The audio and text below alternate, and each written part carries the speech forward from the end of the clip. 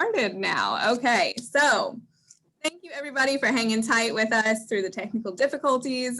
My name is Jacqueline Pitts. I am the Director of Communications here at the Kentucky Chamber of Commerce. And I am joined today by Senate Majority Leader Damon Thayer and Senate Minority Leader Morgan McGarvey, who are together at the Capitol. These are some of our favorite people to talk to because while they're on different sides of the aisle, clearly they get along quite well. They can be in the same room together. You don't see that a lot in politics these days. So we are very excited to have Damon and Morgan with us. Thank you guys for joining us. Thanks for having us. Hey, we're like Peaches and Herb. We're just happy to be reunited. There you go. Well, it's much easier to be reunited when we have to be 6 feet apart. Yeah. He's been practicing that line for a week now. All right, we're going to jump right in, especially since we're running a little behind. So let's talk about, obviously, the elections, but let's start with the voting. When you and the three of us were together back in the spring, we talked a lot about the way that people are voting in 2020, especially in light of the pandemic. Damon, I'm going to start with you. Back in the spring, you said you wanted a return to normal in November. You did not like the voting system that was in place with the absentee voting and some of the other stuff. So how do you feel about where we're at now? Obviously, we're in a similar system with some changes. So what are your thoughts on how we're voting in the general election? Well, I still don't like it. I mean, I'm nothing if not consistent. I'm not a fan of voting 3 weeks before the election. Elections are meant to peak on election day. And when you vote 3 weeks in advance, you don't give yourself a chance for new information to come out. For example, if we had had a normal election in June, Charles Booker would be the Democrat nominee for the United States Senate. It doesn't account for new information coming out. It doesn't account for an insurgency like Representative Booker experienced in the primary against Amy McGrath. And I'm not a fan. Having said that, I'm even less of a fan of basically no excuse absentee voting like we have, because I think the more people that touch a ballot, the more risk there is for fraud and things like that to happen. And certainly we've seen it with these stories about ballots showing up in dumpsters, et cetera, and it's happened here in Kentucky. So you can't say that it doesn't happen. But if given the choice between the two, I would certainly prefer the in-person. Not crazy about the 3 weeks in advance, but I am gratified that a lot of people seem to be doing the early voting option as opposed to the mail-in absentee. So that at least is gratifying to me. And like in Scott County, we have a great central location at our library. We're going to have 8 locations on election day, which is better than the one we had back in June. So I think you've got to give the clerks who are charged with the task of actually running and operating this election. It's not run out of Frankfurt. It's run out of each county clerk office and each courthouse around the Commonwealth. And I think they're doing a great job in most cases. There should be more locations in Fayette County, I'll tell you that. Not real happy with the Fayette County clerk's decision to have the same number of voting locations on election day as we have in Scott County. I mean, you're talking about a county that's 10 times the size. But, it's a one-time pandemic, and certainly think you'll probably see us looking at election law. I doubt that you will see us abdicate to 2 people the ability to decide how an election is held ever again. I can tell Morgan is itching to say something, but Morgan, well, there's a lot to unpack there. You used that line last time. Yeah, well, you hop from Charles Booker would be the nominee to allowing only 2 people. Well, first of all, I think Representative Booker is thrilled with the voting changes, and elections are always going to have something. You could play the woulda, coulda, shoulda game. Well, if the election had been held 4 weeks later than it was, that person would have won. I mean, let's face it, when we go back to that June primary, the election should have been held May 19th, not June 23rd. And if that had happened, then we wouldn't be having this hypothetical. So, look, I think that's a woulda, coulda, shoulda. Yeah, that's right. I think it's a great thing to give people more options to vote. And that's what we're doing. we all want the same thing. We want people to participate. We want it to be safe. We want it to be fair, and we need it to be accessible. The idea that we just have voting in Kentucky in a normal year on one Tuesday in November from 6 a.m. to 6 p.m. Is prohibitive. It keeps people from being part of the process. By having in-person voting ahead of time, particularly on Saturdays, by allowing people to mail in their ballots, it gets more people involved. And I'm a purist on this issue. The Democrats are going to lose some elections in Kentucky this year, and even with the record turnout, but that's okay. I'd much rather lose an election when everyone is voting than lose an election when not everybody's voting, right? So I love it that people are getting involved. I think people are going to be happy with this system. I thought I heard a slight thaw in Damon's tone when talking about this. I will point out that the Secretary of State and the governor, Republican and Democrat, got together and came up with this system. And we say only 2 people. Well, there was record turnout in that election too. So a lot of Kentuckians actually chose those people and had their voice represented in that process in coming up with this system. And I think we need to look at it. I think we need to have the no excuse in-person voting going forward. I think we need to allow mail-in ballots. I think we still should have it on election day. I mean, right?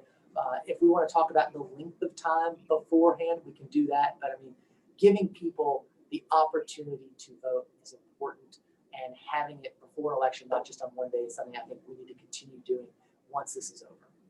And I want to talk about engagement because Secretary of State Michael Adams tweeted yesterday that so far more than half of the absentee ballots that have been requested have been returned, which amounts to almost 340,000, and 260,000, more than 260,000 people have already voted early. And that was on the 6th of the 19 days of early voting. So obviously a lot of engagement already. Who do you think that is there anyone that this benefits more than the other? Is there a rural versus urban? Is there, who does this really benefit other than just having more engaged voters? And I'll let either of you answer. That's a good question. I think it will play out pretty evenly, because I think you're going to see increased turnout in Fayette and Jefferson counties, which will benefit Senator McGarvey's party. And I think it's going to play out in rural areas as well, and that will benefit my party. Yeah, and so I mean, I'll summarize, I'll phrase that a little bit differently. It benefits the people of Kentucky. And I don't want to sound cheesy when I say that, but I mean, people are busy.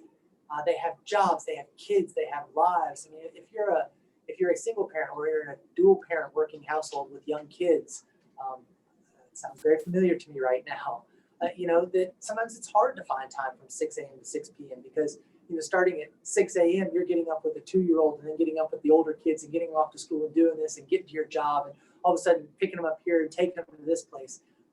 So you're seeing more engagement because people are busy, they have busy lives, but they want to have a say in their government. And getting a mail-in ballot or picking a time, like for me, I work in downtown Louisville.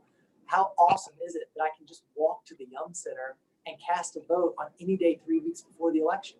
I think this benefits the people of Kentucky by having more choices, more options that are safe and accessible for people to get to the ballot box. And if you bring a hammer, you can help take down some of the wood lumber on the boarded up businesses downtown.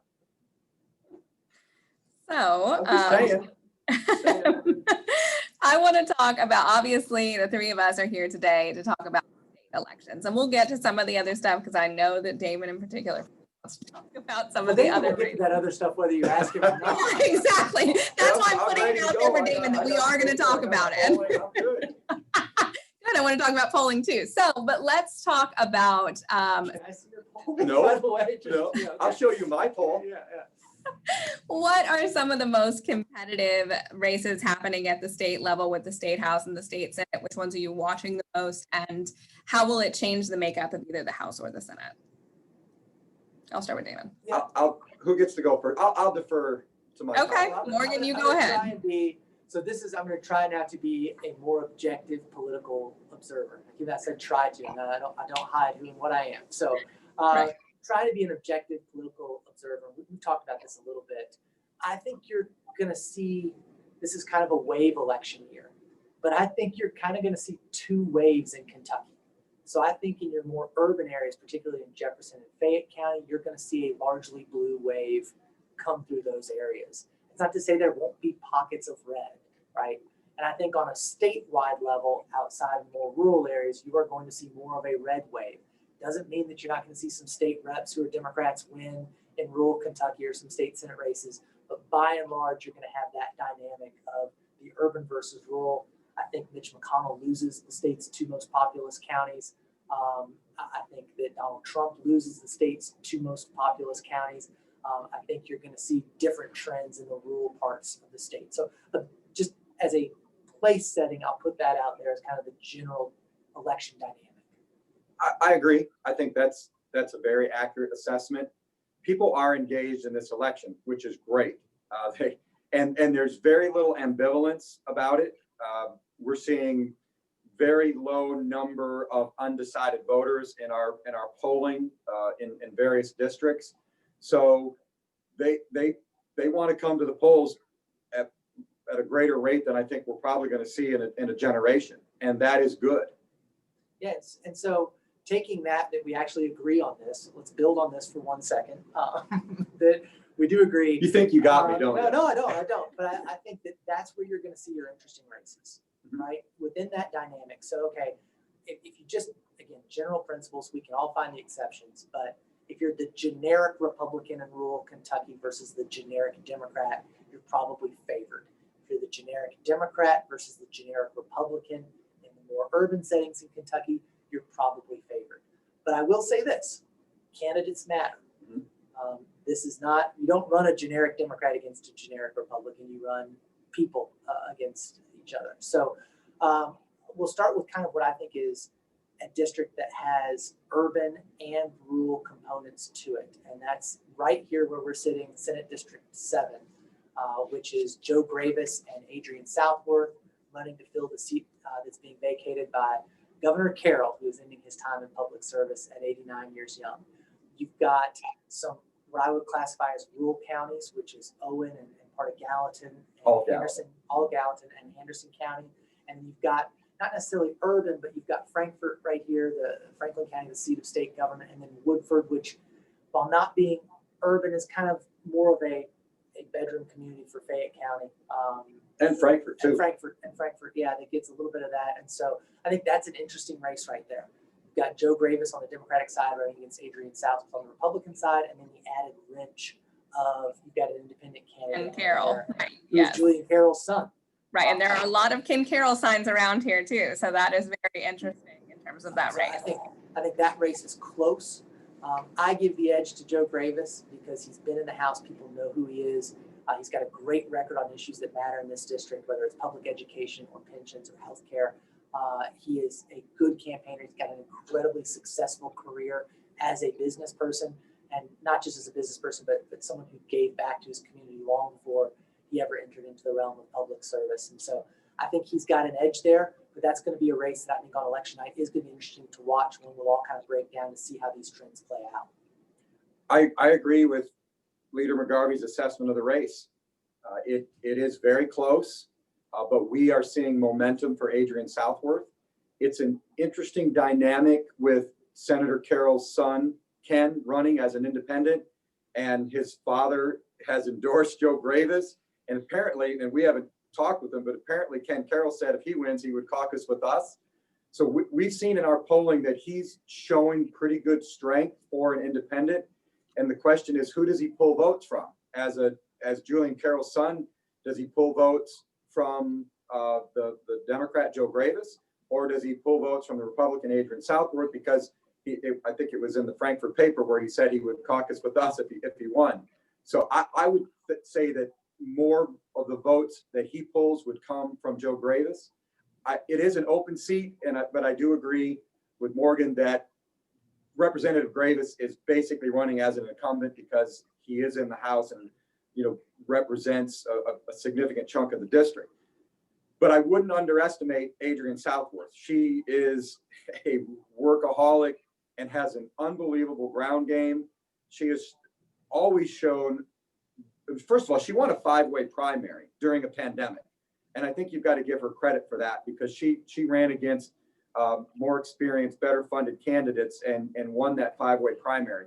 She is very strong in Owen and Gallatin, which is about 16% of the district.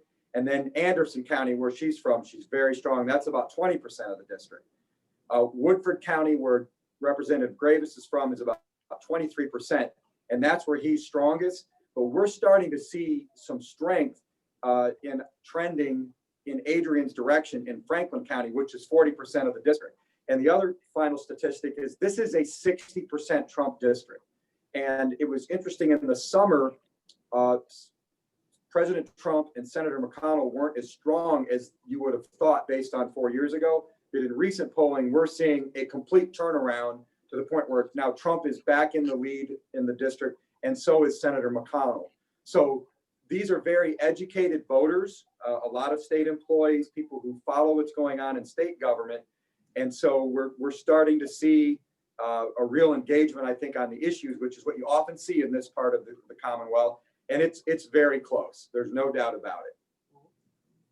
You know, soon we're going to start disagreeing with each other, I'm sure, but I'll agree with him right there, but add this piece to it. You know, you just heard Damon say that the voters here are very educated. I agree with him on that. The voters here are very educated. And that's why I think on a state level, you're going to see a difference. I think you will see people here be willing to split their ticket in ways that they wouldn't before. And this is the district for us that we have up. We have several Democrats that are unopposed in this election cycle, but of our Democratic candidates that have opposition, Bashir won this Senate district by the most number of votes of any other Senate district that's up right now. And he won the district by 7 points. And of course, that's important because Adrian Southworth does have a lot of baggage from being part of the Bevin administration for 4 years. And when she was fired from there and some of the controversy that sprung up around that. And so I don't think that's a great thing in a district where you do have these educated voters on state level issues. That's a very good point. And Matt Bevin didn't even carry the district in 2015. As a matter of fact, only Allison Ball and Ryan Quarles were the only two Republicans in 2015. So it's a tough district, but in a presidential year with a hardworking candidate who has some name ID left over from a hard-fought win in the primary, we think we've got a chance. But it's a close race, and I'm certain we'll be watching it very closely from different places on election night. Absolutely. So my next question has a lot to do with a lot of things you guys have talked about. And Morgan, I remember last time we were all together, you said that you don't typically watch House races very much, but this House race is in Louisville. I think that it's the one that we're watching the most closely in terms of House races because Jason Nemes is facing a challenge in that area. And I think to Morgan's point about Trump maybe losing the two biggest areas of the state in terms of population and maybe Democrats picking up some in that area. I want to hear what you guys think about that race and maybe how those things could impact that election in particular. And I'll let either of you start. Sure. I'll take this one. And I don't pay as much attention to House races even still because we have a lot of good Senate Democratic candidates on the ballot. But Louisville is my home. And more importantly, I was brought home from the hospital and grew up, and my parents still live in that House district in Louisville. So we're out there still a lot right now. This is a perfect example of what we were talking about earlier. I think if this were a generic Democrat against a generic Republican, the generic Democrat would win this House seat, no question in my mind. And I do want to point out that is a major shift. I grew up in this district. I know it well. And that is a shift that's even happened since the district lines were drawn in 2013. But we've seen it trending there for a couple of years. I think that's where it is. You do have a hardworking incumbent candidate in Jason Nemes in that district, who's gotten some key endorsements from some groups such as the Teachers in Fairness. But you also have a really an impressive candidate, Margaret Plattner. She is a Navy veteran. She's worked in state government for 20 years. She's got a ton of connections within Louisville, and she's running a hard-fought, great campaign there too. I give the edge today to the Democrat in that race just because of the Trump numbers and because of the trends of that district. I mean, even in 2018, you saw the first Democratic Metro Council person be elected in that district.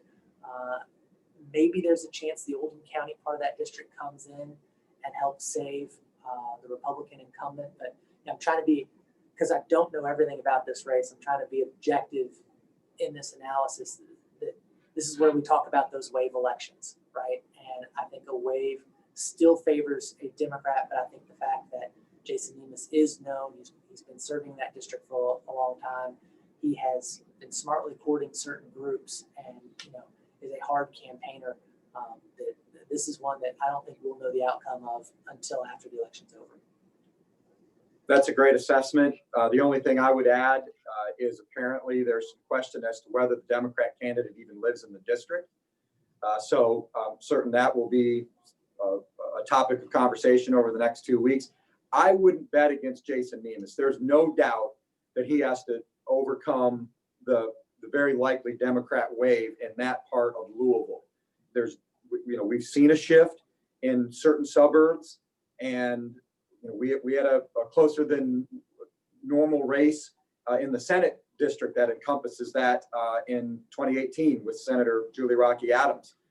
She ended up winning by 6 points, but we could see throughout that race that there are shifts certainly taking place. You can see it in the voter registration numbers and the election results. But Jason Nemes fits that district perfectly. He is a hard worker. He also has another secret weapon, a member of the Senate, Senator Mike Nemes, who just won a special election and knows how to hit the ground running. And they have a great ground game. I need Jason Nemes back to help work on some of these judicial reforms that we need to make and to help on sports betting and historical horse racing. And, those are issues that line up perfectly with this district. I wouldn't bet against him, but I know that he has a headwind, but he's running straight into that headwind. And it wouldn't surprise me if he breaks through and wins on the other side. And criminal justice issues, if we have time, is something I definitely want to get to, as well as some horse racing and gaming issues, just so everybody knows. But I want to switch back to the Senate real quick and talk about another incumbent race, very interesting out in Eastern Kentucky. I was actually just in that area this past week for Leadership Kentucky, where Johnny Ray Turner is facing a Republican opponent named Johnny Turner. So very confusing race, but what are we thinking in terms of that election? So in some ways, this is similar to the race we were just talking about with Jason Nemes. Donald Trump and Mitch McConnell are going to win that Senate district with really big numbers. The wave there will be from Hal Rogers, Mitch McConnell, Donald Trump in that district. And there's going to be a lot of headwind.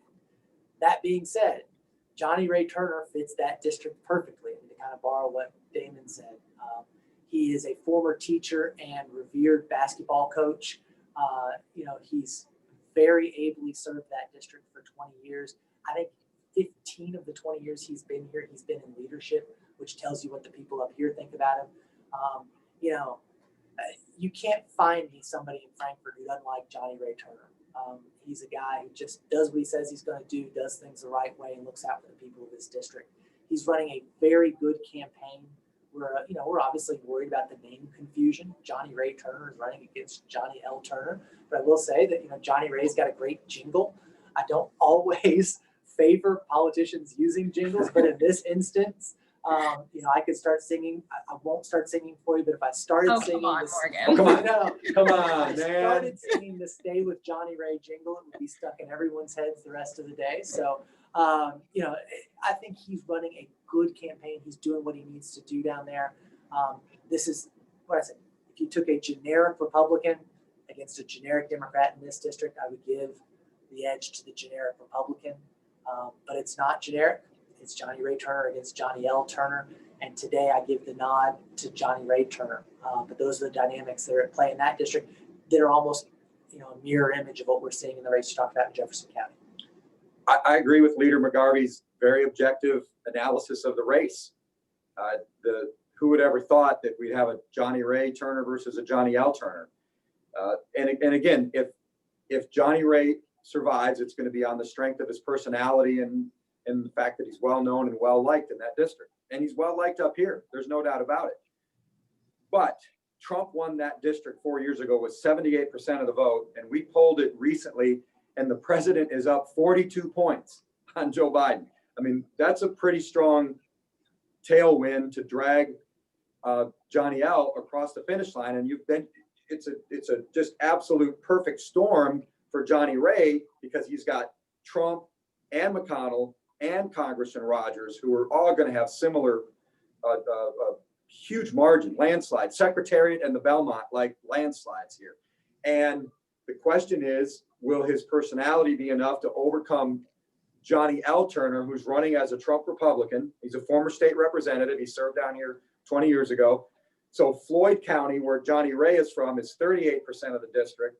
Harlan County, where Johnny L. is from, is 26% of the district. Then you've got Knott at 14% and Letcher at 21%. So it could very well come down to how they perform in those two counties. But the big question is there going to be ballot confusion? And that can cut both ways. So you're going to have Johnny Ray running as Johnny Ray and Johnny L running as the Trump Republican with that tailwind trying to drag him across the finish line. It's gotten closer in our polling, and it's, again, like the District 7, very, very close. I have to say, I'm disappointed that Morgan's not going to sing the jingle. When I was in that district, I did see a lot of Johnny Ray signs, but I agree with you both. It's very interesting to have two people with the same, very similar names on the ballot. So next I want to talk about, and we've covered this quite a bit, but I'm going to give both of you an opportunity to kind of make an overarching statement about the Trump impact on races in Kentucky in general. Again, we've touched on it quite a bit, but like just overall, how do you feel that Trump is going to impact? I think McConnell is kind of a different story, especially with the McGrath race. We'll get there, but Trump impact on Kentucky races, either of you. Well, I think it's positive. And but the other positive for Republicans is to have Mitch McConnell on the ballot. Now, this is my 5th time in a general election, and only once before have I been on the ballot at the same time with Senator McConnell, and that was in 2008.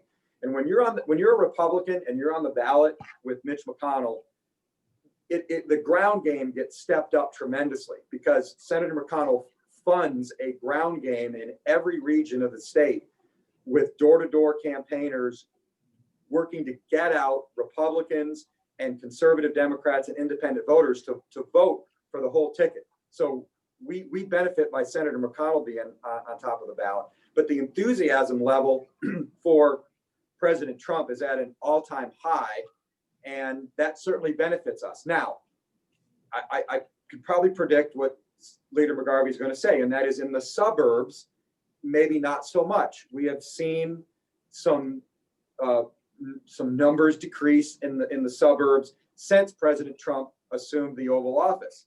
But lately, in the past few months, we've seen some very significant trends in suburbs in Kentucky and across the country of those suburban Republican voters coming back into the fold because of safety and security concerns, because of the Democrats embracing the defund the police, and Democrat mayors, including the one in Louisville, but across the country, really not dealing well with the protests, which turned violent in a lot of cases. And so that safety and security voter is giving the Republicans a second look.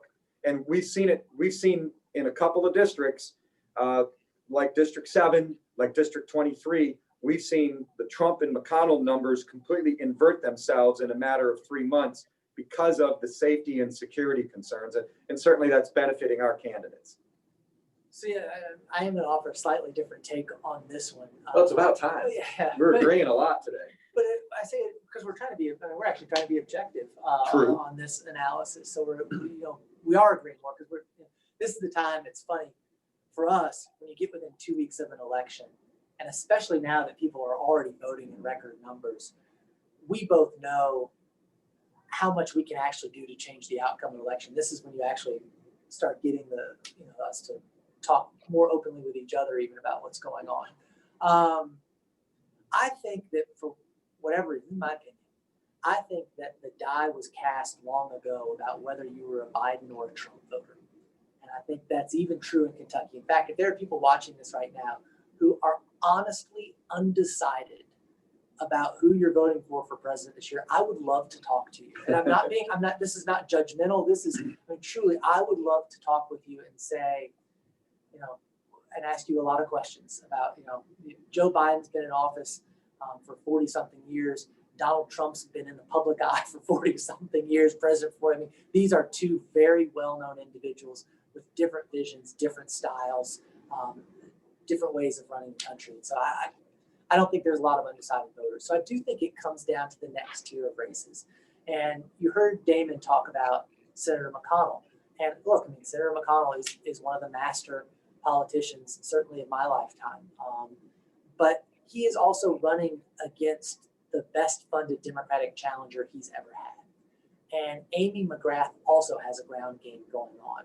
And so while you might not see it in some of the areas we talked about as much, I do think that they're looking at the 2019 Beshear map and doing what we call Beshear math, right? How did Andy Beshear come in and win the governor's race over Matt Bevin? You saw huge numbers in Louisville, in Lexington. You saw much bigger numbers than anticipated in parts of northern Kentucky, down in Bowling Green. And then there are other places across the state. I don't want to get into the entire map, but you're seeing kind of the theme again of this urban, suburban voter.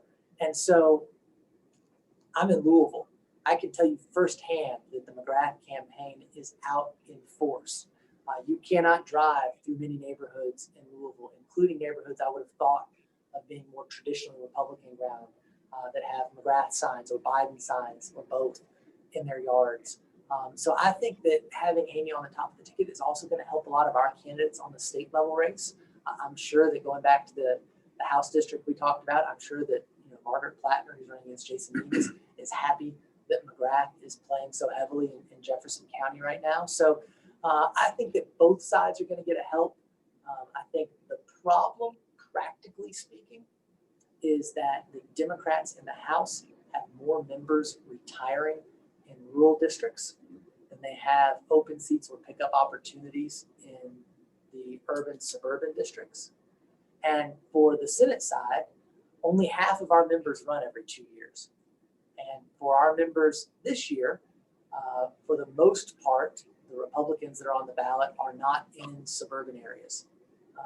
And so if they're the more rural districts, and that limits our ability to pick up seats this year. But when we did have that opportunity, you saw with Karen Berg in the June 23rd special election. I know there's other factors there, that there was more turnout probably for a Democratic primary than there was a Republican primary, but still you saw great numbers looking at that June 23rd race.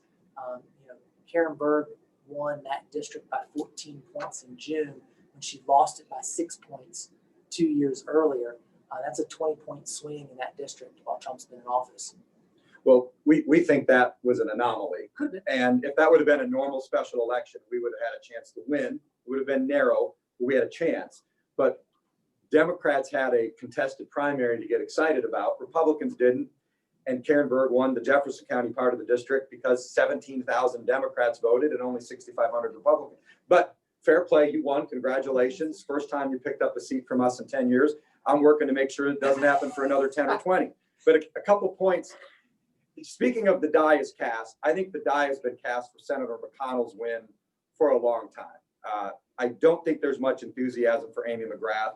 And I don't think following the Beshear map is a good strategy, because even though we had higher than normal turnout in the gubernatorial race a year ago, it still was only 40% turnout. We could be looking at 70 to 80% turnout. So it's a completely different electorate. Also, you asked about Trump. The enthusiasm level for Trump is off the charts. I've never seen anything like this. And there really isn't much enthusiasm for Joe Biden. The only enthusiasm from Democrats is they hate Donald Trump. But there really is no enthusiasm about Joe Biden being president of the United States. There's more enthusiasm from Democrats about Hillary Clinton.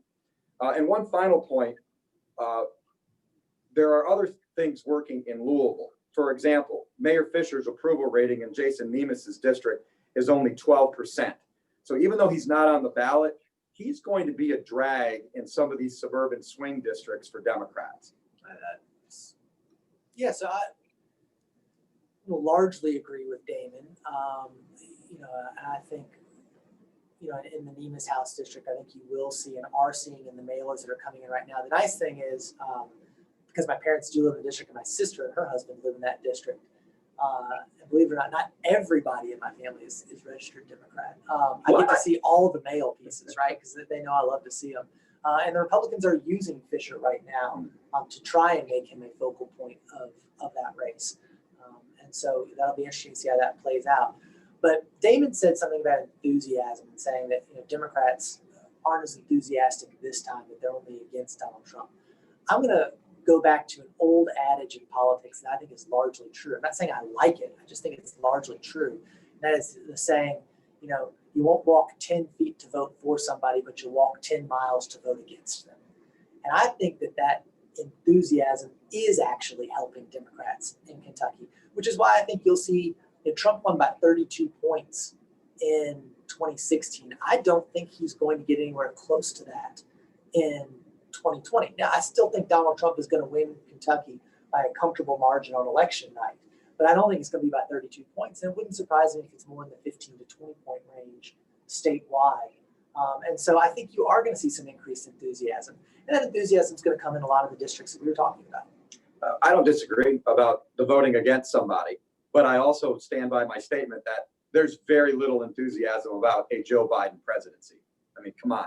The guy basically hardly comes out of the basement. Okay, we're going to move on because you guys have basically answered my McConnell-McGrath question, and the way I was going to phrase it is going to rile both of you up, and I want to get to the issue. So, but first, let's talk about polling because Damon has wanted to talk about polling, obviously, especially in Kentucky in the last couple of elections. I mean, even with the Matt Bevin election, can we even trust polling anymore? Is it worth anything? I mean, at the localized level, maybe I guess you feel differently, Damon, but how much can people even think about polling in this election? Well, I think you've got the major media outlet polling, which was completely wrong in 2016, and there's a national debate going on right now whether you can trust it or not. But I think what we use trusted pollsters to help us take the temperature of the races and find out what messages are working and what's not, and where we stand and what we can do to help our candidates win. And I'm sure that Morgan does the same. But it is a tool to help you win races. But you have to also look at the fact that you're polling people. It's like, we did a round of polling a week or so ago, and you're polling people who have already voted. So, that's unique. And we're also seeing, like Morgan said, very little ambivalence, very little undecided. So I think you use it as a tool to help you win the races that you're targeting. But I think it would probably be a fool's errand to use it to predict the final result. You use it as a tool to help you win, but maybe not to predict the final result. Yeah, and we probably view and use polling much the same way because we're both trying to do the same thing, which is win races. So this is not secret stuff or stuff even where you see disagreement on. We want our polls to be accurate. We're paying for them. I'm sure Damon wants their polls to be accurate. They're paying for them. But the way I'm looking at polls right now and have the last two cycles is not so much that you need to get hung up on. I'll just give you an example. Let's say you're polling the top issue and you say, oh my gosh, 43% of the people say their top issue is education. I'm making these up, just to be clear with everybody. I'm making these up. Don't hang the number on it specifically, but look at if the top issues are education, healthcare, jobs, the economy, coronavirus, right? And there's numbers associated with them. Kind of look at it as a snapshot of what people are talking about, right? When asked what the most important issue is, a lot of these people said education. So that's on people's minds. Don't just get hung up on the fact that, well, there's 43% here and this and then and the exact number of it. I think these polls give you ideas of trends pretty well. I think they give you some type of snapshot of the race. I mean, for example, if I've got a candidate who's down 20 points in a district and there's not a lot of people undecided, that's probably not a race that we continue to spend a lot of time on. But I can see a candidate who might be down, 5, 6, 7, maybe even 10 points. If the incumbent is not very high, if there's a huge percentage of undecided, if there are numbers within that, like the informed ballot, you do the horse race and you tell people about the race, You look for movement within those numbers, and don't get so hung up on the individual figure, but there are trends you look for, and that's kind of what we use polling for and going forward. So what issues are people voting on in 2020? We're hearing, is it the pandemic? Is it education? Is it, what are people concerned about when they're going to the polls this year? You're not going to like my answer. I don't like my answer. I think a large number of people, we've become very divided. We've become tribalized in a lot of ways. I think a lot of people are going to the polls this year and voting for their team instead of looking at all of the individual candidates. I don't like that. I'd love for people to be voting more on issues and people and the government they want, particularly at the local level. So much attention, even on this call, is paid to the presidential race or the United States Senate race, when 90% of what happens to you in your daily life as a Kentuckian is coming from the state level or from your local judges' races. Mm-hmm. And that's why I wish people were really looking at the issues and digging in and saying, yeah, I care so much about my public school funding, or I care about making sure that Kentuckians have access to this type of health care, or even issues where you might see as much an urban-rural divide as there is a Democrat-Republican divide. And we see that a lot here in the General Assembly. So I think this election is very polarized. I think there are some swing voters out there, but I think that they're few. He's right. I do think people are voting for their team, but we find that the overriding issue in a lot of the districts is the economy and the economic recovery coming out of COVID. And people are all over the map. I mean, in my district, 50% of the people think that either the restrictions placed on us are unconstitutional, or that the initial response was acceptable, but now we should be fully open. And then, you've got another probably 25% who 100% support the way it is, and then another quarter that aren't really sure and don't have any opinion. So that is an underlying issue that is illustrative of how COVID has changed the electorate. And we've still got people in my party who are motivated by, where are you on pro-life? Where are you on the Second Amendment? Where are you in terms of business and jobs and things like that?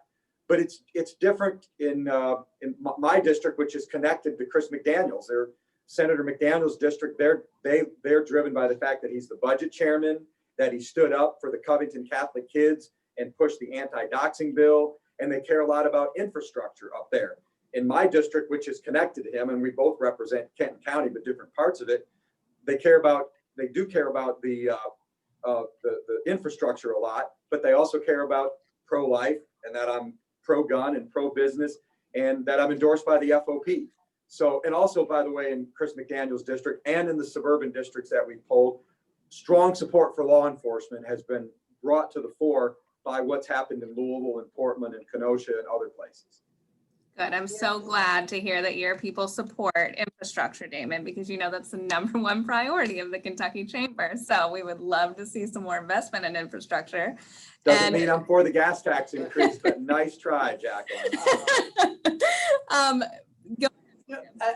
do think the coronavirus is going to play an interesting, to the extent there are interesting factors in this election. Like I said, I think the die is largely cast. I think we're polarized, but there is this undercurrent of coronavirus, and I'm even surprised in what I see in our personal life, right? From friends, family members, going to the grocery store, where people always stop you if you're a legislator. It seems like, especially now. Yeah. Although it's a little easier with a mask. But I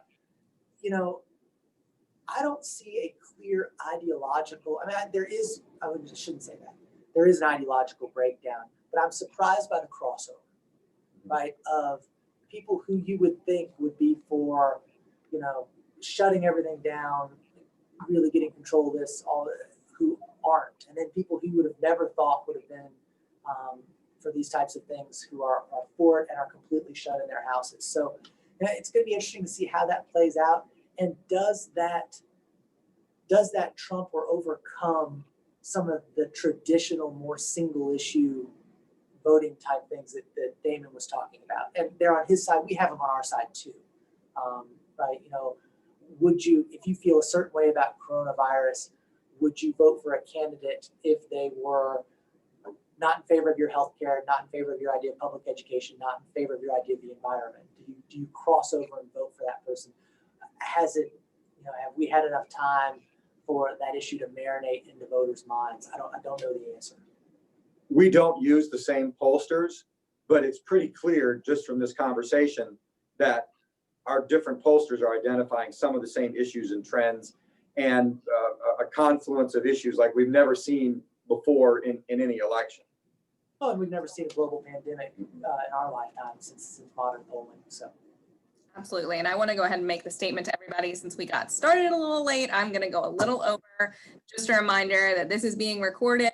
So as long as these gentlemen are good to go over by a couple minutes, this is still being recorded though. So if you have to jump off, then we will still have this available for you to watch later. You can watch this whole thing all over again. So, but I do want to get to the issues. I want to talk about 2021. So not only is 2021 a short session, there's going to be a lot to deal with. You guys have to craft a second year of the budget. You're supposed to do redistricting. There's a lot of things that are on your plate. And now we have other issues that have arisen, like the Supreme Court case with the instant racing and things along these lines that I assume you guys are going to want to deal with. So what does 2021 look like, and what are your priorities? I'll let either of you start. I'll defer. Yeah, go ahead. Go ahead. I'm interested as well, Damon. Besides infrastructure. Well, to quote my friend Morgan McGarvey, there's a lot to unpack in the 2021 session.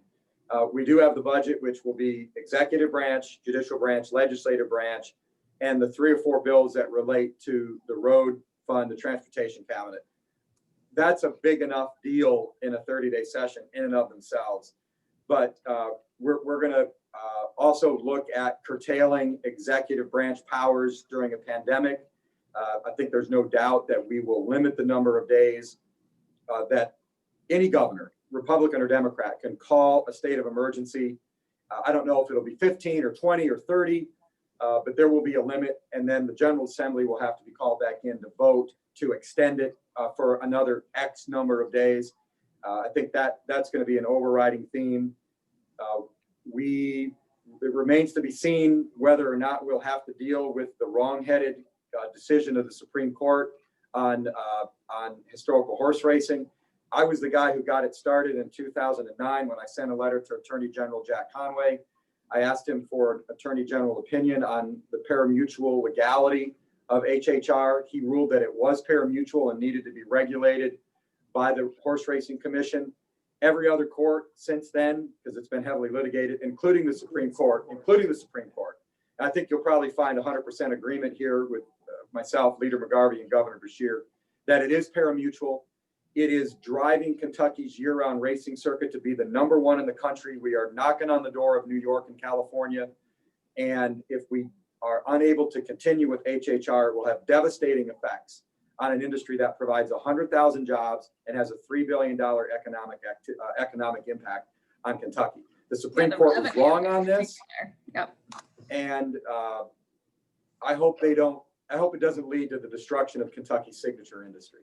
So what does a solution to that look like? And I'll let both of you guys weigh in on this, but that is a huge revenue issue. And as we know, the pandemic is going to mean a huge hit to our budget in the state. Maybe it's not this year, maybe I think Beshear said sometimes you could see it 2 years down the road, but we're going to need all the money we can get. So issues like this and even sports wagering, I think, are going to be very important. So what does the solution look like? And Morgan, your opinion on the issue in general? Well, the Supreme Court, in their most recent opinion, outlined that there is a legislative fix to this. So while I don't necessarily agree with the Supreme Court's decision in its totality, I do agree with them that there could be a legislative fix as the way they wrote the opinion. So I think you need to see the legislature come in and fix it. I said earlier in this program that sometimes you see issues that are not Democrat, Republican, but are more urban, rural. This is one of those issues. And like it or not, I think people in the Kentucky General Assembly need to recognize we have an advantage in Kentucky. When you are looking for advantages of recruiting people to come here, of getting people just to come here and spend their money in tourism, that we're lucky. We have an identity. We're not on the ocean, and we have an identity. And our identity, again, you don't have to like it, but I think people should recognize our identity is that we are the horse racing and the bourbon capital of the world. And we should be promoting the heck out of that. And to have anything that is harming that, by not having as many races here, by not having things like the Breeders' Cup come here. We're going to have the Derby, right? Okay, we can agree. We're going to have That might be it, though. but we don't want that to be it. We need to capitalize on the fact we have this identity. And so I hope that comes forward. In terms of issues for next session, you heard Damon talk about curtailing the executive powers. I'm opposed to that, but not for the reason you might think. I was opposed to it if they were doing this to Governor Bevin. And in the 4 years that Bevin was governor, you did not see my caucus come forward with any bills to curtail executive power. And that's because we are a part-time citizen legislature. Now, it's the most full-time, part-time job many of us have ever had. But for instance, next year, we're talking about 2021. How do we get all this done? Because the Constitution of Kentucky says that we can only meet for 30 days between the first Tuesday following the first Monday in January and March 30th. Yeah, March 30th. Yeah. And then we're gone. And that's why we have a strong executive, not a strong Andy Beshear, not a strong Matt Bevin, not a strong Steve Beshear or Ernie Fletcher before that. Because that's why we have a strong executive office to make these decisions when we are constitutionally prohibited from doing so. And so I don't agree with making that part of this session. I think we have so much work to do with our budget. You all have heard me say this to the chamber groups for years. We didn't have enough money to meet the basic needs and obligations of state government as it currently exists before COVID. That has not gotten better. And I was on Kentucky Tonight last night with Speaker Osborne and President Stivers, and we don't have, as Speaker Osborne said, we don't have clarity yet on what our budget numbers will be. But that's not a political term. As I tell people all the time, we disagree on how to spend money, but we try to agree on how much money we have. And so we're going to get those numbers from the governor's office. I want to give them a plug here. Governor Beshear and his budget team have done a really good job of communicating with us and working with us on what those numbers will be. Mm-hmm. And the consensus forecasting group, which is the nonpartisan, not bipartisan, the nonpartisan group we use to predict our revenues. Those revenues, I have to imagine, are going to be down for this year and are going to be down for next year based on what we had forecast from December of 2019. And that's going to be a big hit, and it's going to be a hit we've got to work to make up. And we've got to look for revenue sources. We've got to look for what programs are best serving the people of Kentucky and make sure that we keep those going forward. So I think we've got a lot of work to do next session, and the most important issues are going to be the budget, and the budget. And then we're going to see everything else that we have to deal with as a result of the pandemic and just things that need to go forward. One thing that Damon didn't mention, I think we have to look at, obviously, is how do we have structural issues related to racism and equity. How do we fix those in Kentucky and make Kentucky a leader? Not only to me is that a moral imperative, but it's also an economic development tool. I don't think you're going to see big companies who want to locate to states that are seen as lagging behind in racial justice. And we need to take up some of those issues as well. That's exactly my next question. It's about criminal justice, especially with what the unrest we've seen this year. Criminal justice issues, I think people are more ready to tackle them than they ever have been before. And the Kentucky Chamber is working on our Kentucky Comeback Initiative, where we're definitely trying to transform the way people see corrections and addiction in the state.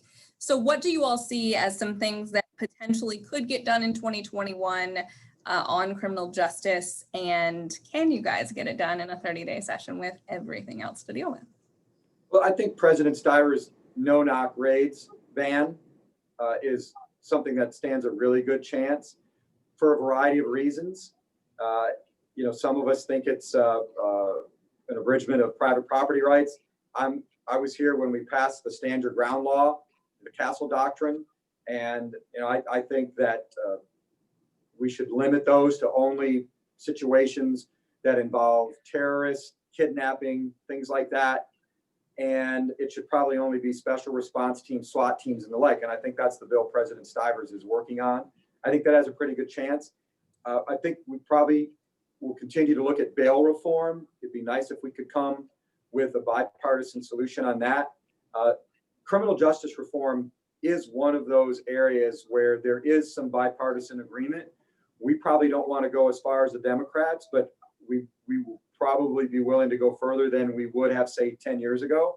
And it's just interesting, though. I want to point out for those people who are voting for Joe Biden and Kamala Harris, those two people are responsible for the incarceration of more individuals for nonviolent crimes than any politicians in recent history.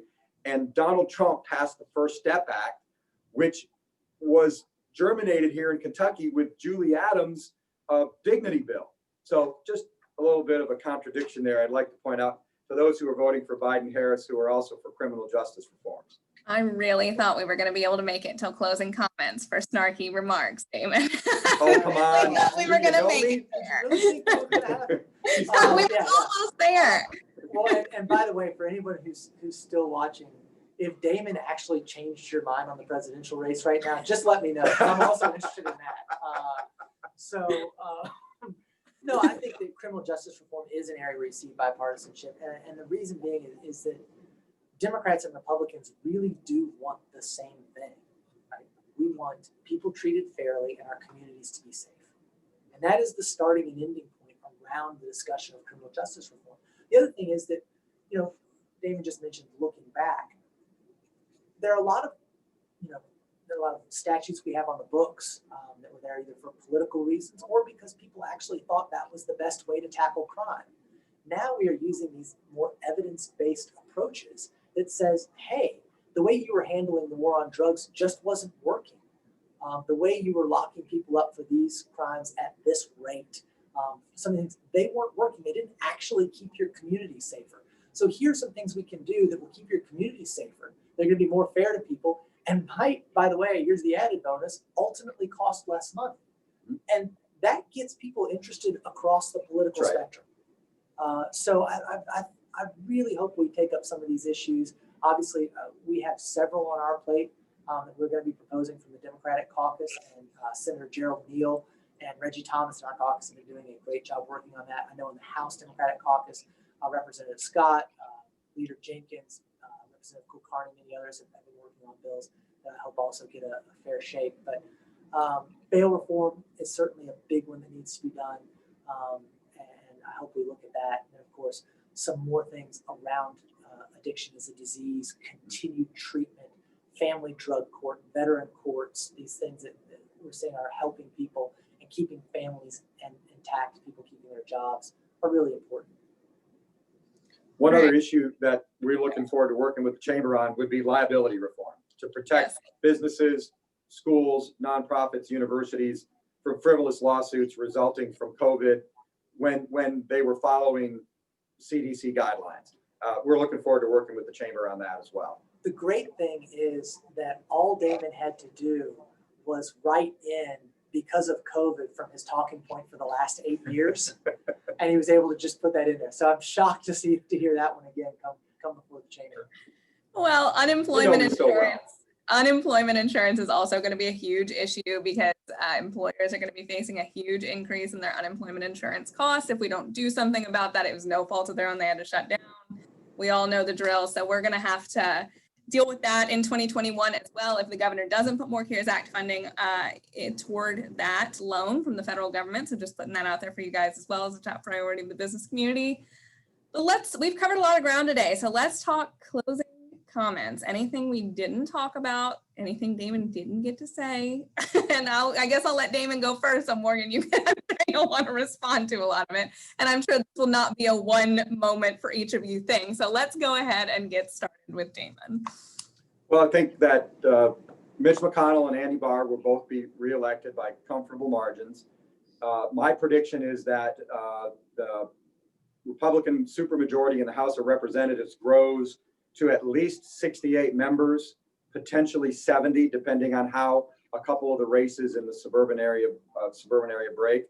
And I think we'll come back with at least 28 Republican senators, the number we have now. But there's a chance, and I'm not predicting victory.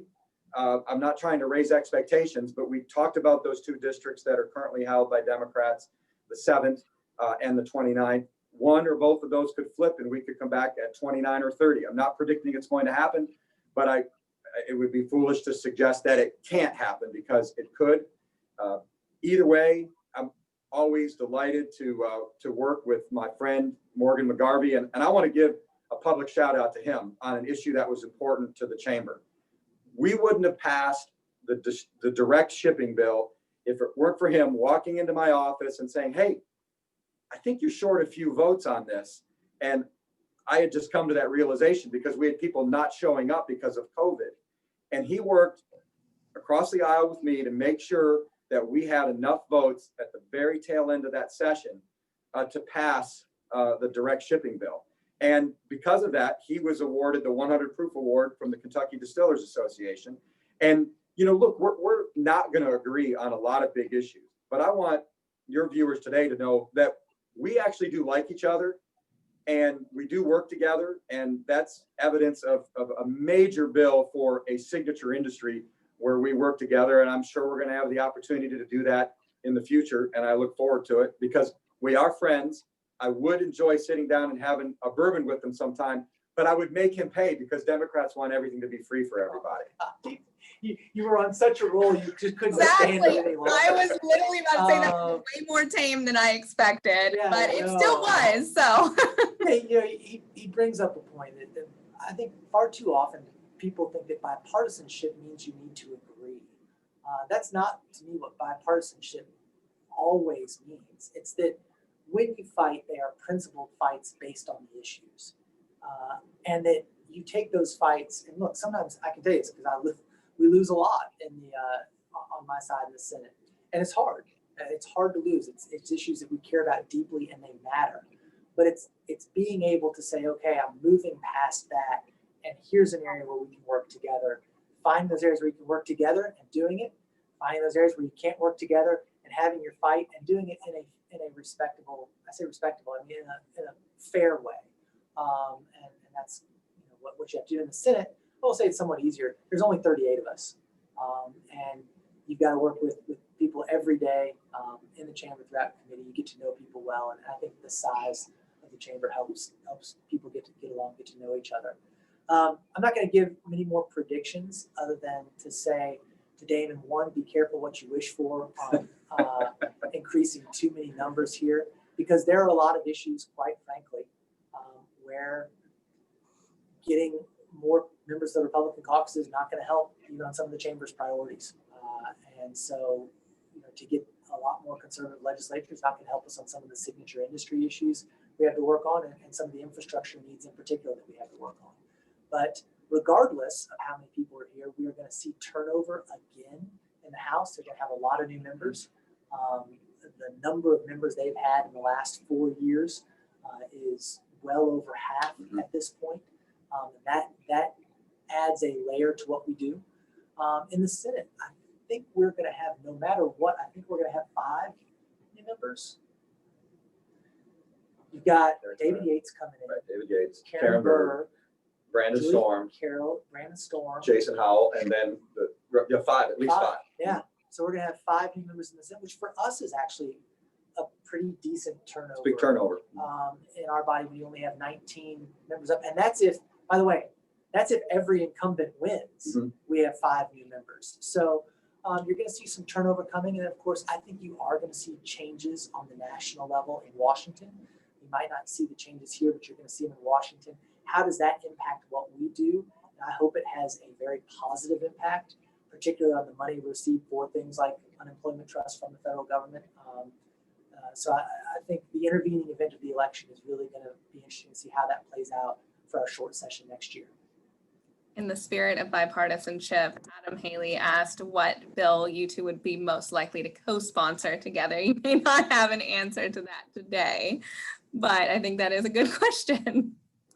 I think from today's conversation, it's funny, we will sit down and talk about the session before it happens. I'm sure Damon is focused on elections right now, as am I, plus all of the other things that just go along with being in leadership, from the policy to managing the staff roles of being in office. So we'll sit down and talk before the session. But from today's conversation, I imagine you could see the two of us working together on some type of instant racing, sports, historical horse racing type. Anything for the bourbon, wine, craft beer industry, I think you're going to see us working on. I plan to co-sponsor President Stiver's no-knock raids ban, and I'm certain that President Stivers would love to have Leader McGarvey as a co-sponsor of that as well. Well, I should say, I've been working with President Stivers over the last few months on several issues related to things happening in Louisville. And I'm excited about the direction of some of those. So I should have been, that you'll see bipartisanship, and that just, Damon hasn't been as active a part of a lot of those conversations. But as I know I'm in the loop. is in the loop. And I have a offering campaign to feedback. run too, you know. Some of us aren't fortunate enough to run unopposed. And I will say, on some of the particular criminal justice reform issues, these things have a process, right? And so sometimes some of the lawyers get together and come up with some ideas and then send them on to the rest. And then us lay people get a chance to look at it after the lawyers take a look, you know. No, so look, some of the best criminal justice reform and some of the reforms we have come from non-lawyers. So I mean, I easily put that Proud non-lawyer. All right, everybody. I want to thank you all so much for sticking with us through our technical difficulties, for staying on. We've had quite a few people stay on with us afterwards, after 3 o'clock as well. So I want to thank everybody on this call today. And I especially want to thank Senate Majority Leader Damon Thayer and Senate Minority Leader Morgan McGarvey for joining us. Always a wonderful conversation, always a spirited discussion, and I really appreciate it. And I'm sure I'll be talking to you again after the election. So thank you all again. Thanks for having us. Yep. Always a great time. Bye, everyone.